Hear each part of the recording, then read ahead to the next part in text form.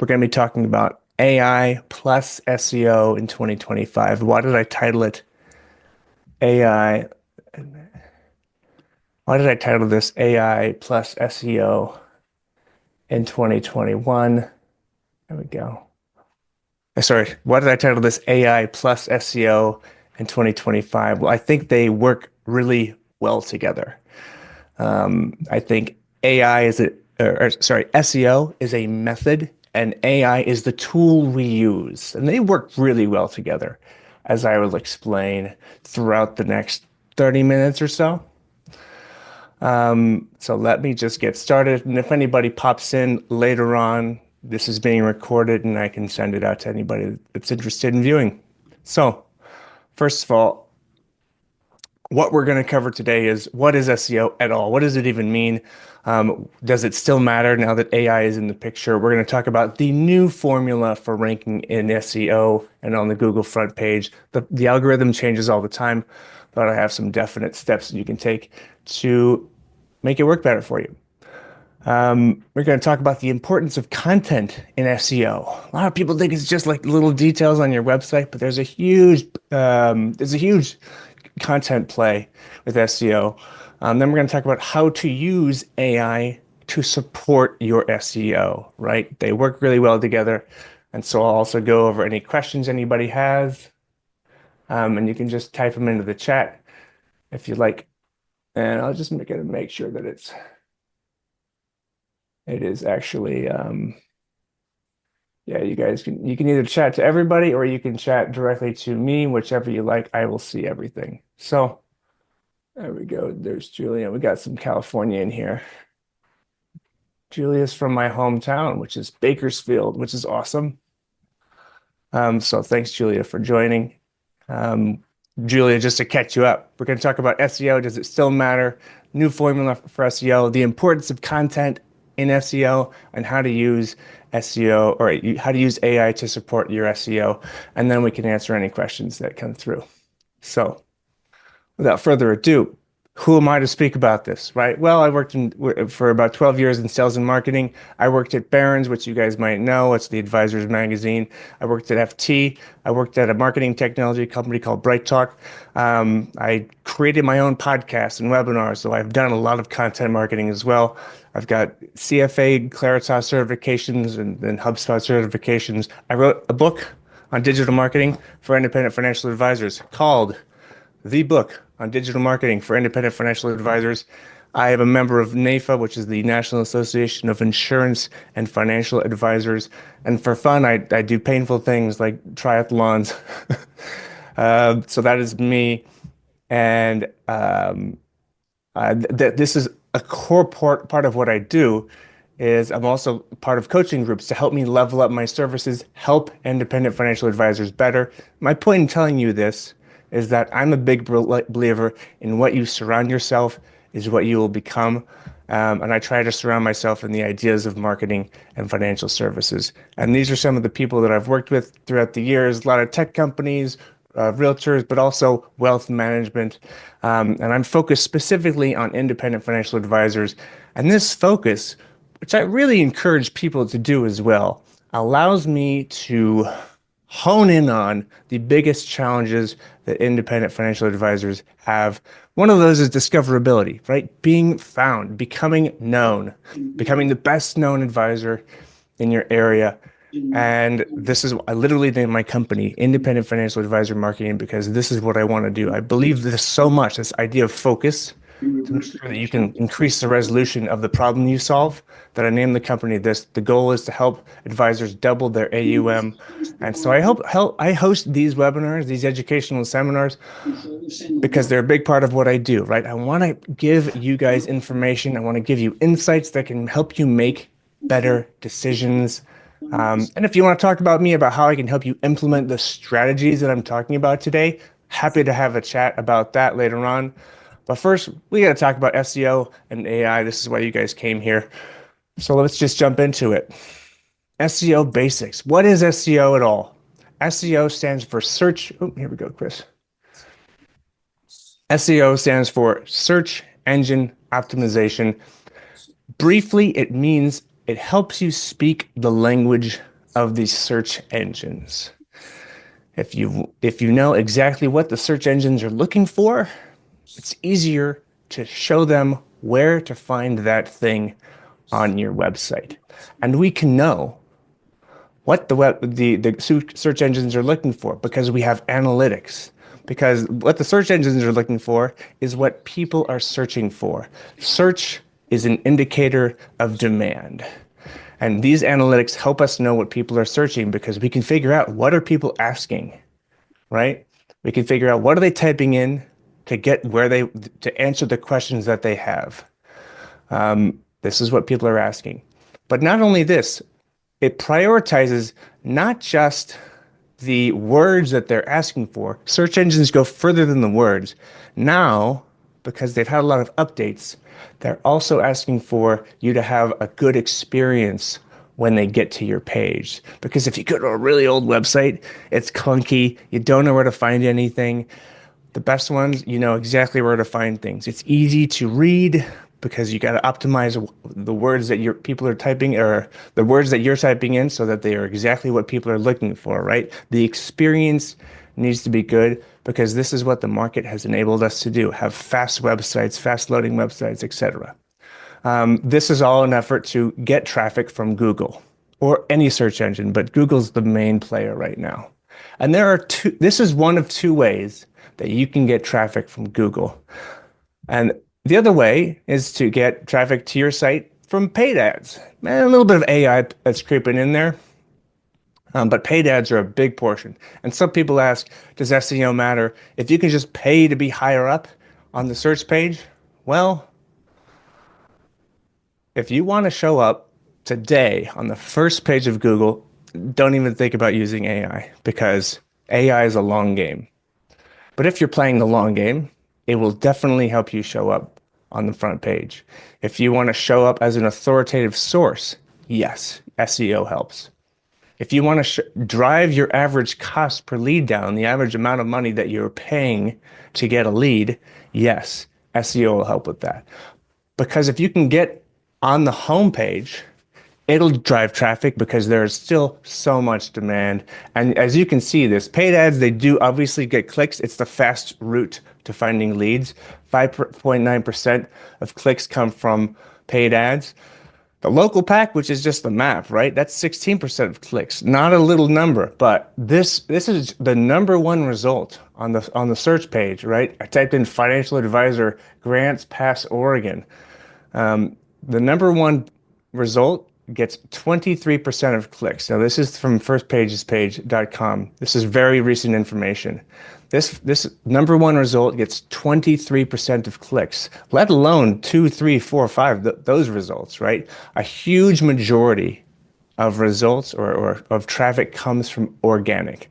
So my point in saying all of this is that yes, SEO does still matter if you're playing a long game.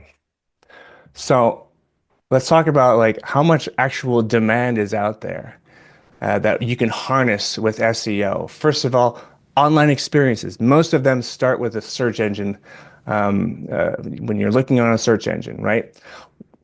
53.3% of all web traffic comes from an organic search. The SEO drives 1,000% more traffic than organic SEO. SEO also has a lead, their leads have a higher close ratio because they're going to your website with intent. And I think this is the biggest number we have today, which is 8.5 billion of searches happen every day through Google. That's a huge amount, right? Now we got to niche down to figure out what is the exact number we're looking for. You probably want about 500 searches in search volume for a niche term, but there's so much demand, search demand through Google. And then you convert a portion of that traffic into leads, ideally. You got to make sure your website's up to snuff as well. We got to make sure, it can't be, you have to have enough content on your website, but not too much, in order to get a small portion of that traffic. To get stuff on that front page and slice off a little portion of that traffic, you got to understand these algorithms, or they're also called ranking factors. So let's jump into the ranking factors really quick. There's four components. There's over 200 categories of ranking components. Don't think about all of those categories because we could jump into the technical SEO like redirects and the site max and the canonicalization and the broken links in 301s. That's probably way too much for the scope of this conversation. So I just want you to think about the four main categories, which is technical, which is your site's infrastructure, right? Second one is on-page SEO. These are like headers and tags and meta descriptions and keyword density, and we'll get into that in a second. Off-page SEO, which is directing people from an external site to your site. And then finally, the user experience, which we talked about, and we will continue to talk about that. This is like page speed, how fast it takes to load. Maybe is it mobile responsive? These are all really important things. And this user experience is a new thing because people are just getting a little bit particular. They have, the user experience has evolved over the years because, different websites come out and they're mobile responsive and they're really fast and you can watch a movie on your phone, right? So our our standard of what a good user experience is not only shaped by the financial services industry, but also every other industry. So that's just changed over the years. It all boils down to this acronym, EEAT. Experience, expertise, authoritativeness, and trustworthiness. This is how you're positioning your company or your website as the expert, the authority, which means you publish stuff, right? How you're building trust, how you're creating visibility over time. So I think it's really important because it's also a good, it's easy to remember too, right? EEAT. Let's dive into that really quickly. Easy for people to remember. We need to create this EEAT content because, like I said, people are getting smarter. They're getting influenced by other experiences. They have higher expectations and they value quality over cost and high quality content, a little bit of personality in there to develop trust. Make sure that's on your website. Unless you're a food blog, if you're a food blog, I don't want to know the life story of whoever's putting that in there. I just want to know how long I need to put my chicken in the air fryer. I don't need to know the story. So experience, let's just jump into these really quickly. Fast and easy to navigate. Expertise, quality, structured, and rich media content, videos on your site, right? Authority, you're published on ABC or CBS or YouTube, right? That's big, overlooked. Instagram, make sure you have authority connecting back to your site. And then trust. When your content is trustworthy, it's transparent. It has up-to-date content. If you're saying like, this is what the Fed did in 2023, people are going to say this is way out of date, right? Especially today. And at this moment, they're probably printing the new inflation numbers. If the content is out of date, it's going to fall in the algorithm. It has consistent branding. That's what it says right here. You guys can all have the deck if you'd like later on. Consistent branding is really important because if your branding has one logo on one page and a different logo on a different page, people are going to be like, am I on the right site? Make sure that branding is consistent. Obviously, avoid misleading content, especially in financial services. YMYL stands for your money, your life. Google especially is very conscious that content talking about money or anything lifestyle based will have extra scrutiny on it because it's going to affect people's life or their money.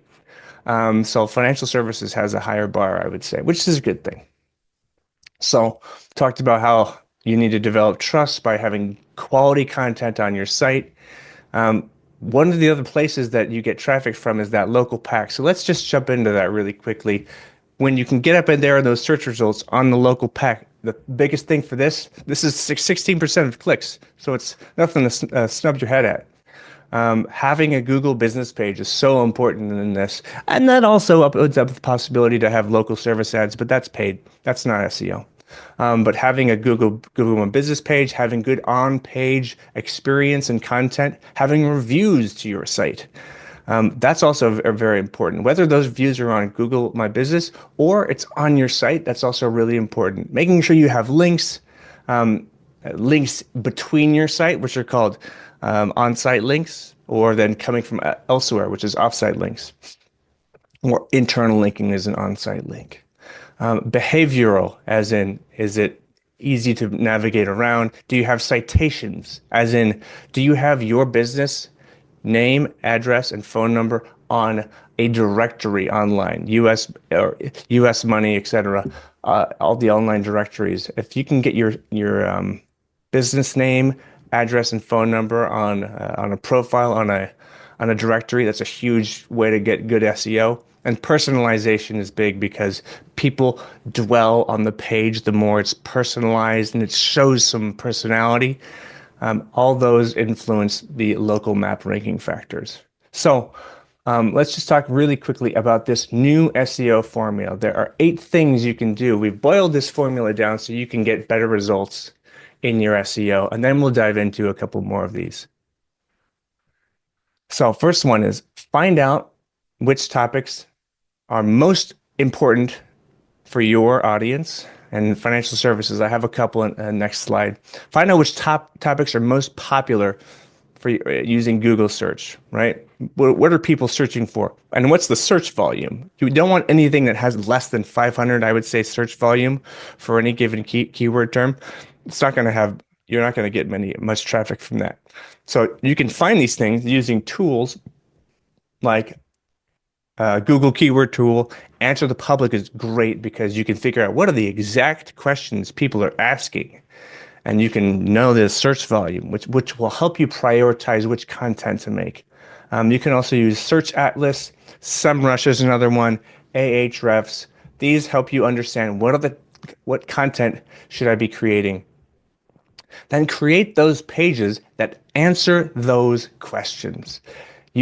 Create the pages that have those keywords right at the very top in the header, so the Google knows, oh, this is what this page is about. When you make a page, you can make it for each service also and a niche, and we'll talk about that in a second.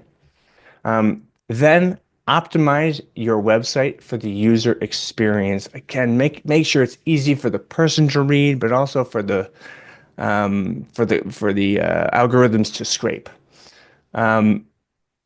On-site SEO, make sure you have links, on-page links and off-site links. You have a good word count between 2,500 or 5,000 words. That seems like a lot, but you can pack a lot in there. Keyword density is important, 1 to 2% keyword density. I'll get to that in a second. And then headlines. Make sure the headlines are very clear and they speak to the keyword that you're talking about. Offsite SEO, right? Make sure that this has high authority. When you have when you are connecting to a site that is, has a domain rating of like 2, which means they don't get a lot of traffic and they don't have a lot of offsite links, that's going to be a challenge to have your authority increase. But when you have a paper published by like Forbes or RIA Biz, if you can get that linked to your site, that's going to increase your authority. Also, overlooked, and I mentioned this earlier, if you have a YouTube channel, or if you have a podcast on Spotify or on Apple, or if you have an Instagram channel or a Facebook channel, those pages all are very high domain authority. So connecting them to your site will inherently increase the authority on your site, but because it shows you exist elsewhere in an authoritative capacity. So have those sites link back to your site. And finally, track your results. Know where you stand, because if you don't know what changed in what you're doing, you won't know what's working or what's not working. So those are the new SEO formula instruments that you have at your disposal to get higher in SEO. Now let's dig in really quickly to the keywords that you can be using. This is where SEO starts. It all starts with understanding the keywords. Why? Because search equals demand, and people type in the keywords that they want to have, they're searching for, right? Your city, financial planning. San Jose, financial planning. Bakersfield, financial planning. Morristown financial planning, Morristown investment strategy. All these keywords, these can be geography based. And if you have a page that says Bergen County financial planning, that's a really good indicator that the person in Bergen County, if they're looking for a financial planner or a tax strategy, you're going to pop up if you have the pages and they're well optimized. Then you have niche-based pages or keywords. And this is based upon what your niche is. If you service HVAC owners or any home service owners, right? They'll be searching for financial planning.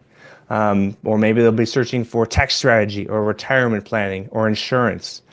If you have doctors, whatever your core niche is, this is a great way to identify that audience and pick out which content they want to be they're looking for. Also, you might have a variety of clients. Maybe you have 20 different 50 clients, right? 100 clients, and they come from a spectrum of places. Take some time, write down the list, and make your own categories for them and figure out like what are their biggest challenges. And we'll get to this in a second in terms of how to get content ideas, but use them as a guideline for what niche you serve best. And then you can get keywords and you can create pages based upon the niches that you already serve because you effectively have a really good case study, even if it's not a written case study. So those are the keyword or the financial planning keywords that you can use to improve the SEO on your site. Now let's talk about on-site optimization. You have your keywords, you have your pages. What types of things should you be doing to improve your on-site optimization? Well, a strong website has inherently good content and a good user experience, right? But also leveraging other types of media on your page increases dwell time. Google knows if the people like your page because they spend a lot of time on it, right? When Facebook first launched, people were freaking out because people would stay on the page for so long. That's dwell time. You want to aim for about 90 seconds that somebody is on your page. So that's why you need to create blog posts that are, like I said, 2,500 to 3,000, 4,000 words so that they will dwell on your page. If the content is quality, it's a really good way to start. But also, don't only think in one medium. If you can create video content and put that on your page, because sometimes people just don't want to read something, right? Maybe they're walking around, walking the dog. Meet them where they're at. Make content that speaks to them in many different ways. Video, text, audio content, and also just like Instagram stories and things like that. That'll also help. You don't need to have one piece of content only live in one place. It should definitely live in more than one place. That all helps your SEO as well. Pages for each of your services. You should not say, these are our services all on the same page. And it's like investment management, investment planning, tax strategies. You can have that on maybe your homepage, but have each page or have each service have its own page because the headline should not confuse Google. The headline shouldn't say tax planning, financial planning, and insurance all in the headline. That's very confusing. It should say tax planning and then state exactly the service that you provide. So have pages for each of your services as well. Pages for each of the cities that you serve. It might not seem like, oh, I need to be creating financial planning in Paramus, right? Or financial planning in Montclair. But when you have a city page, Google picks that up, and when somebody searches for the financial planning Montclair, you're going to be higher on Google's page because they see that, oh, this person is searching for exactly that service. Pages for the niches that you serve, like I said earlier, if you have a specific type of client that you want to create content for, that is a great place to say, like, this is what we did for X client, right? Or this is an example of something we've done for a HVAC owner. So use pages for your niches that you serve so that you can identify what the content is talking about from a headline perspective and use that to be searchable. Keyword in the title in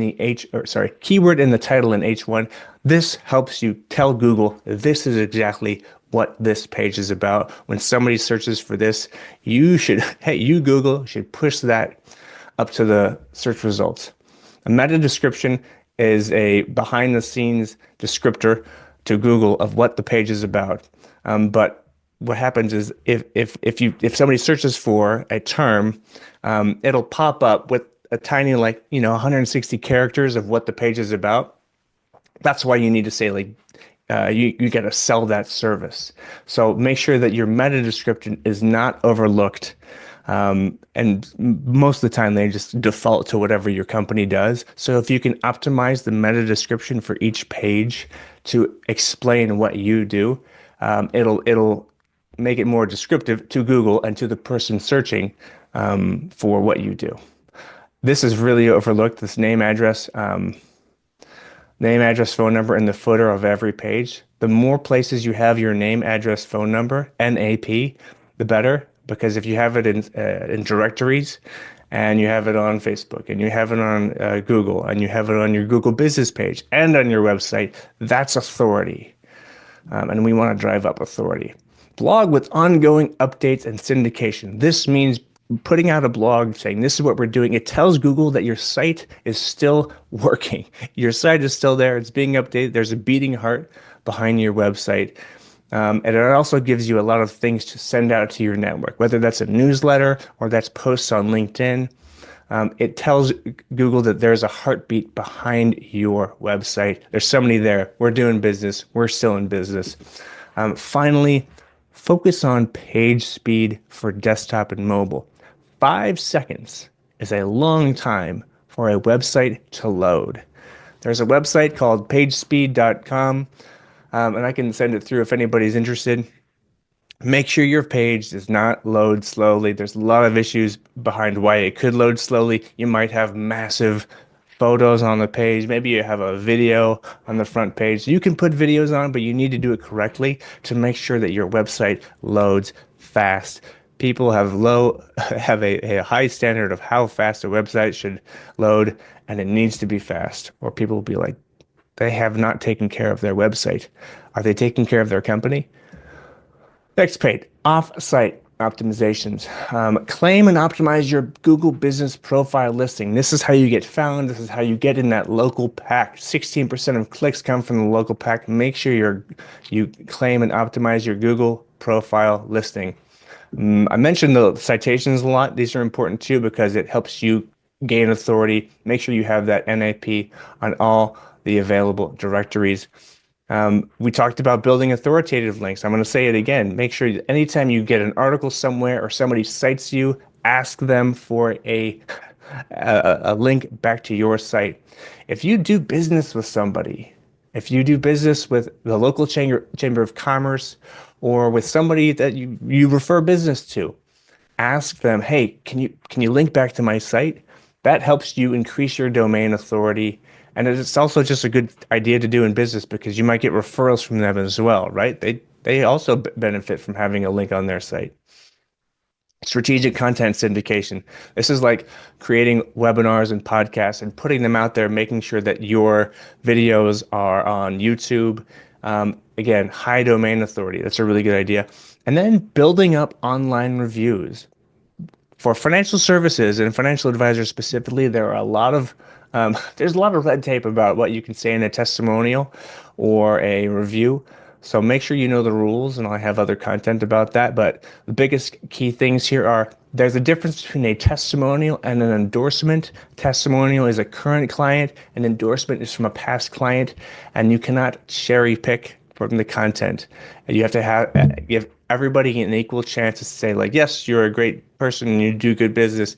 And you can't say, oh, I'm only going to pick the best one, right? They need to be accurate across all the clients. Everybody needs to have an equal chance to do it. But that also means that you have a chance to ask everybody for a review. But they are very good to have on your site because that shows social proof. So build up your online reviews and also make sure that they disclose, hey, I haven't been paid to give this review, right? Don't ask somebody, hey, can I pay you to give this review?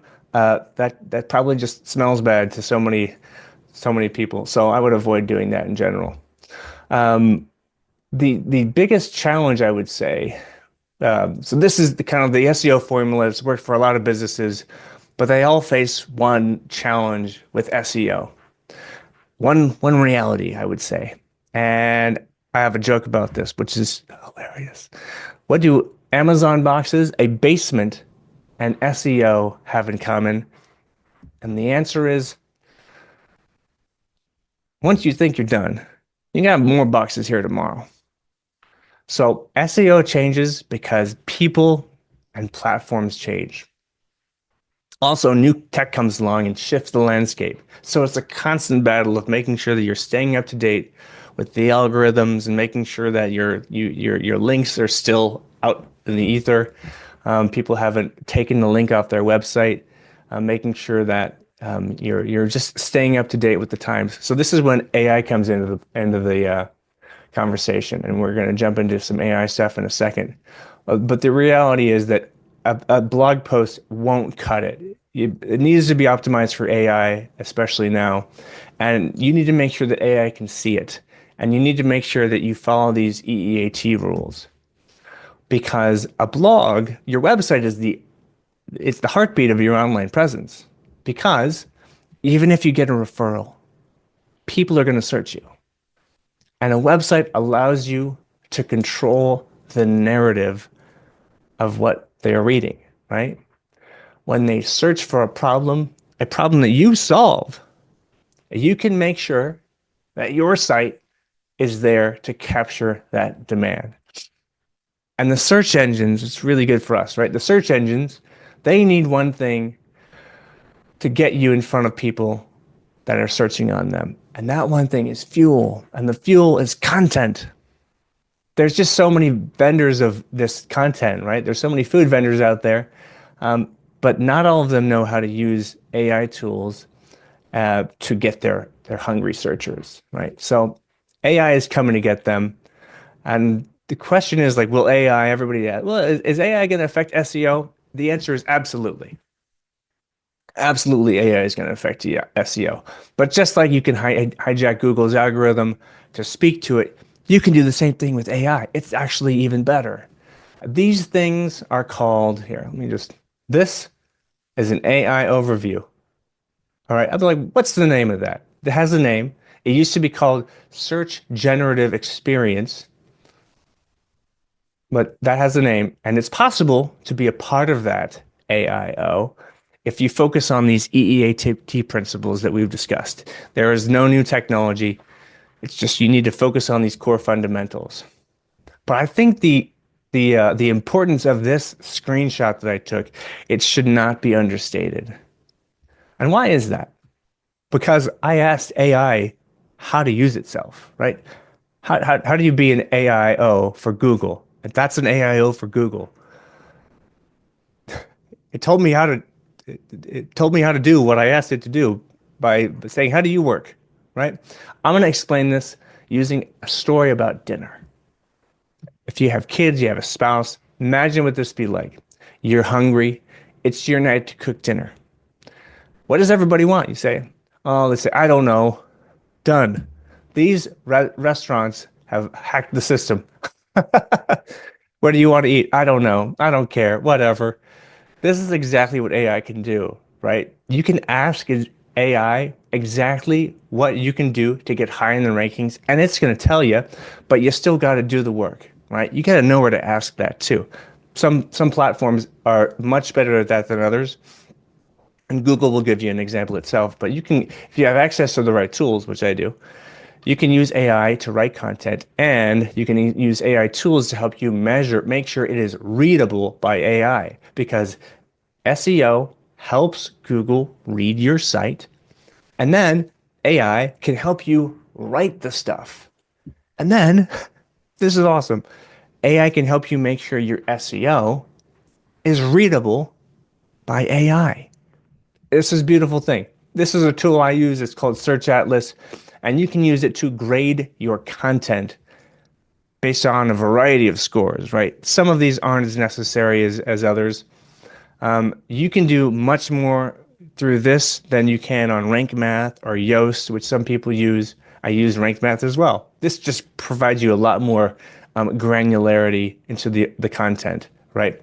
It tells you exactly what it wants for dinner. I love this. And then you just got to go and fix it. Okay. So we can just jump into a quick recipe using that dinner analogy. We can just talk about what are the steps involved in putting a piece of content out there. First step, find topics. And we'll talk about how to find other topics as well. What fuel should you give the search engine to get found? These are the topics, right? We talked about it earlier as well.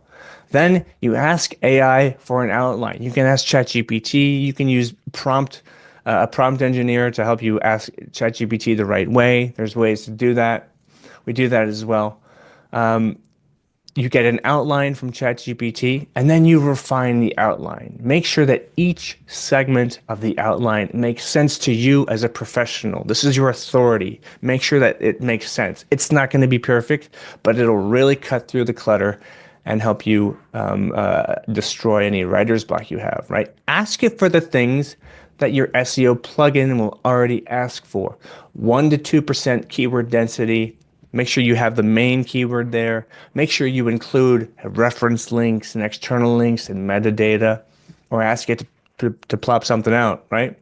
Then, number 3, you can ask AI to expand on each segment. If your outline gives you 10 segments, say, hey, expand on this first segment. And then you, the financial advisor, you refine that as you go along, right?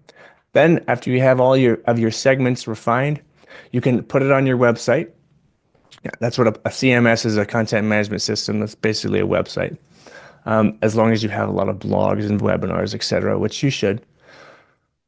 Put it on your website, and then you optimize it using your SEO plugin, right? I would say Rank Math uses a 1 to 100% score. I aim for above 80%. After that, you're just really, we got to use the 80-20 principle, right? Get it above 80%, put photos in there, use H1, H2, H3 headings. Look for a 1 to 2% keyword density. And if you're struggling on one area, I would say publish before you're ready. But you also want to make sure you check AI's work. You're going to want to read through it to make sure that these things are all accurate. AI just speeds up the process. Then, and this is really important, I think, come back to it on a monthly basis, or make sure your team does that, and make sure it's still relevant, right? Update the links. If you had a podcast with somebody and you mentioned them in one of your blogs or articles, or if there is an article somewhere else that you want to refer back to, or you published your own blog on a piece of content, update your blog to make sure that you can increase your on-site links and your off-site links, right? This is the trustworthiness aspect of the EEAT that we're talking about. Okay. So you're probably thinking like, okay, where's the best place to start, right? Which content do we use first, right? We want to find these topics. What do we write? Well, Neil Patel puts together a great resource. Which page types drive the most SEO? Blogs, tools, and homepage. Those get 60% of traffic. So if we use that 80-20 principle, we should really be focusing on those first few pages. Blog posts, tools, homepage. Those are the ones you want to focus on. These are going to help us be efficient with our time. Then what if you still don't even have ideas about the content? I have a solve for that too. Do this. Do this without thinking about SEO first. That's really going to help you strengthen your muscle, toughen your skin to actually put out content, because sometimes if people think, oh, I got to write a blog post and I don't know what I'm going to write, and then I got to have to plug it through my SEO tool on the website, and then it's approvals by compliance as well. Don't leave them out of the process. But before you think about that, publish a few pieces that you're not like proud of, but you just want to strengthen your publishing muscle. And that is find the questions that people are asking you and answer them, right? What questions have your clients asked you? Take an hour on the weekend and say, like, I'm going to develop a list of 50 questions people have asked me, and I'm going to answer them, right? What questions has the internet asked about your business? Use the tools I mentioned earlier. Answer the Public is a good one. Uber Suggest is another. Figure out what questions the internet is asking about your business. And then also ask what questions should people be asking about your business? That's going to be secondary to the what questions are people asking. But develop a list of questions and then just record the answer. You can use your phone, you can use a computer, you can use a voice note, or you can just there's a plenty of products out there. Record video, make sure you have audio recorded, and then if it can be transcribed to text, it's a great place to start with creating content and then put it on your site. Do that 10 times, 50 times, so that you strengthen your content creation muscle. That will help your SEO out a lot. And if you can optimize it using SEO tools, that's even better. You can even just type those questions in to ChatGPT and say, what are the answers, right? Another one, if you have a book or a manuscript or a bunch of blogs, you can create your own GPT using ChatGPT or Perplexity. You can train it on your writing and you can say, hey, what would I say about this topic that my client asked me about? And that's a really good way to create content because it'll plop out an answer. Or maybe you say, hey, make 10 LinkedIn posts about this topic based upon the book.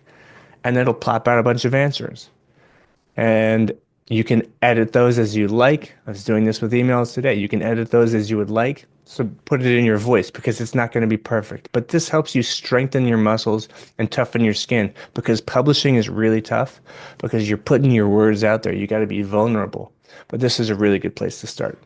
So we're going to talk about our SEO checklist to wrap up this conversation or this webinar.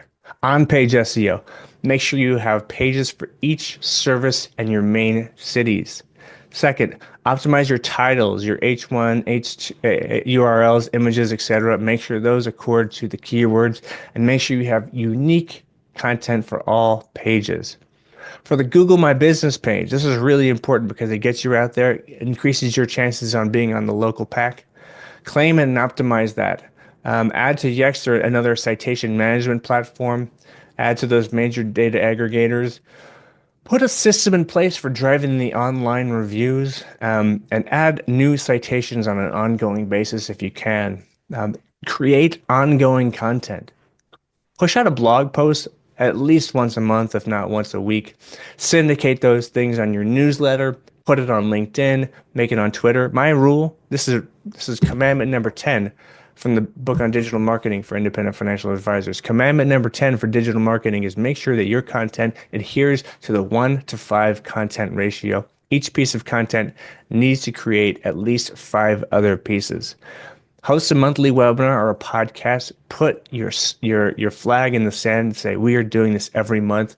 You'll be surprised how much content you actually have in you. Signals leverage. Make sure that you are showing that you have authority, people trust you, and you have expertise.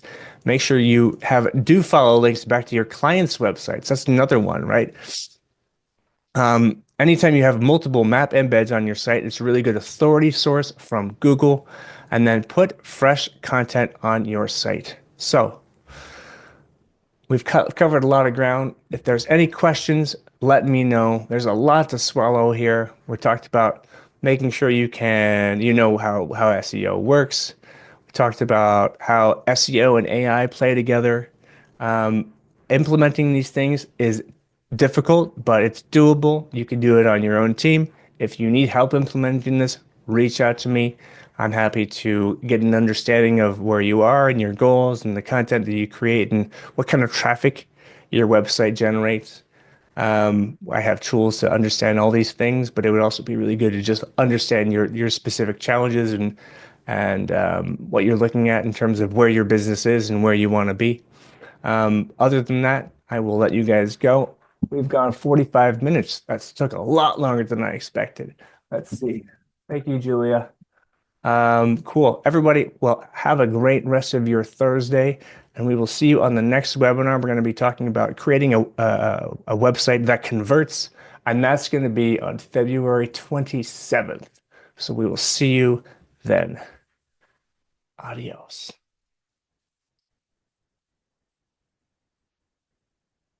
Okay.